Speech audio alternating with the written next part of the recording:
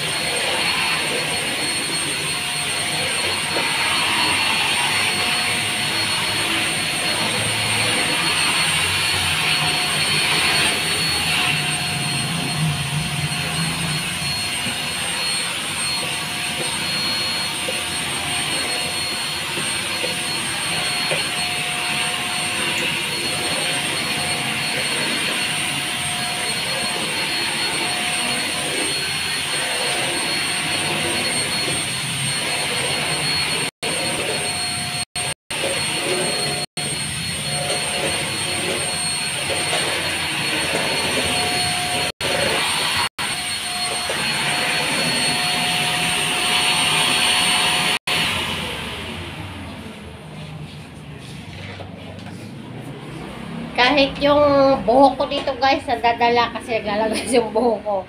Ang lakas talaga ng sanction niya. Kaya kuha talaga lahat ng dirt dito. Tingnan nyo naman kasi may natapon na tubig kanina doon sa map na nilagay ko dito. Ayan yung tubig kuha din niya. So, dito yung mga mga buhok na nakuha sa akin. Tingnan nyo. Kaya legit talaga na lakas ng sanction na maghigop nito doon sa ating bahay. Ayan, ating bahay. Ayan, sisipagin ka talaga nito ang mga gawaing bahay, guys.